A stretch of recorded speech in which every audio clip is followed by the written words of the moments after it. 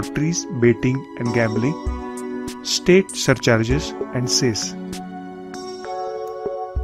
GST के तहत जमा किए जाने वाले कुछ सेंट्रल टैक्स है: central excise duty, duties of excise, medicinal and toilet preparation, additional duties of excise, goods of special importance, additional duties of excise, textile and textile products, additional duties of customs, commonly known as CVT.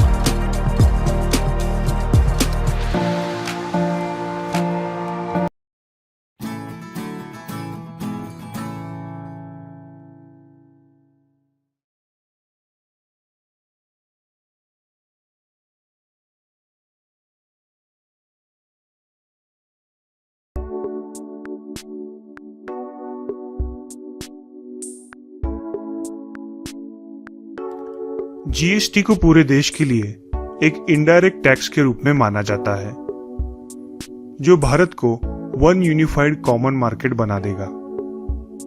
यह एक ऐसा tax है जो cell, manufacturing और goods and services के उपयोग पर लगाया गया है। यह एक ऐसा टैक्स है जिसे गुड्स एंड सर्विसेज की सप्लाई पर लगाया गया है, जो कि मैन्युफैक्चरर से लेकर कस्टमर तक है। प्रत्येक चरण में भुगतान किए जाने वाले इनपुट टैक्स का श्रेय वैल्यू एडिशन के बाद के चरण में उपलब्ध होगा, जो जीएसटी को अनिवार्य रूप से केवल प्रत्येक चरण पर वैल्यू एडिशन पर कर देगा। अंतिम उपभोक्ता केवल पिछले डीलर द्वारा वसूल किए गए कर को बेयर करेंगे और सभी पिछले चरणों का लाभ मिलेगा। इन जीएसटी राष्ट्रीय और राज्य स्तर पर प्रोडक्ट्स के लिए समान दरों पर शुल्क लिया जाता है और यह केंद्र और राज्यों द्वारा अलग अलग लगाए गए सभी वर्तमान इनडायरेक्ट टैक्स की जगह लेता है। जीएसटी एक डेस्टिनेशन बेस्ड टैक्स है, जिसका मतलब है सप्लाई के स्थान पर कर का भुगतान किया जाता है। जीएसटी के तहत जमा किए जाने वाले कुछ स्टेट टैक्स है: state VAT, central sales tax, luxury tax, octroi and entry tax, entertainment and amusement tax, taxes on advertisement, purchase tax, taxes on lotteries, betting and gambling, state surcharges and cess. GST के तहत जमा किए जाने वाले कुछ central tax है: central excise duty, duties of excise, medicinal and toilet preparation, additional duties of excise, goods of special importance, additional duties of excise, textile and textile products, additional duties of customs, commonly known as CVD, special additional duty of customs, SAD, service tax, central surcharges and cess.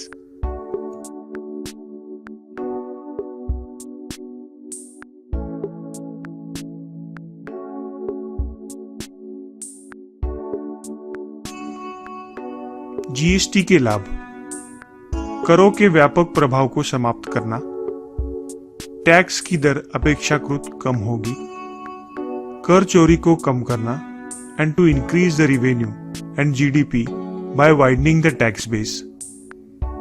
Input tax credit का seamless flow होगा, goods और services की कीमत कम होगी, कुशल supply chain management होगा। यह असंगठित क्षेत्र से संगठित क्षेत्र में बदलाव को बढ़ावा देगा। यह 17 इनडायरेक्ट टैक्स को समाप्त करेगा और इसलिए कंप्लायंस कॉस्ट गिर जाएगी।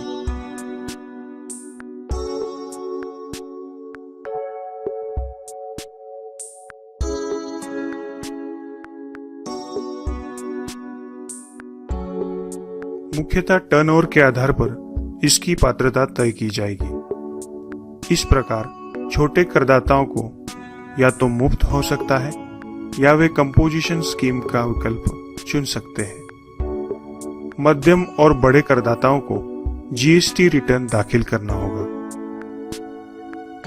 छूट के लिए पात्र सभी करदाताओं को स्वैच्छिक रजिस्ट्रेशन के माध्यम से इनपुट टैक्स क्रेडिट लाभ के साथ कर का भुगतान करने का विकल्प होगा।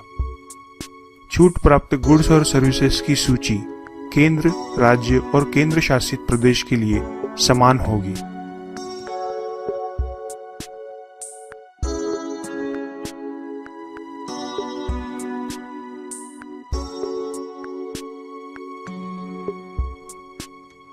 मिड साइज और बड़े करदाताओं के लिए टैक्स साइकिल अलग अलग है।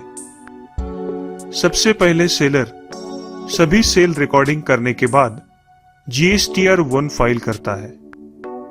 फिर बायर GST 2A में सेल की समीक्षा करता है। बायर तब स्वीकार करेगा कि सेल वैलिड है या नहीं, और फिर वह GSTR 2 फाइल करता है।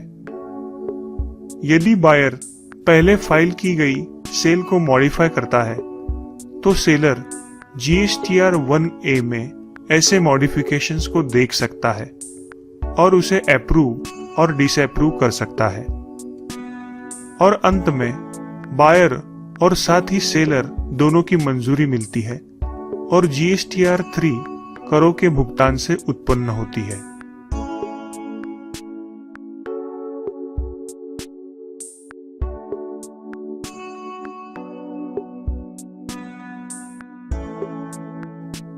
अगर गुड्स और सर्विसेज की सप्लाई राज्य के भीतर होती है तो दो प्रकार के कर लागू होते हैं, central goods and service tax CGST और state goods and service tax SGST। यदि राज्यों में सप्लाई की जाती है तो integrated goods and service tax IGST लागू होता है। कुछ निश्चित गुड्स और सर्विसेज के टैक्स पर 5 साल के लिए सप्लाई के मूल्य पर सेज लगाया जाएगा। कंपोजिशन स्कीम के लिए विकल्प चुनने पर कोई सेज नहीं लगाया जाएगा। Import and export.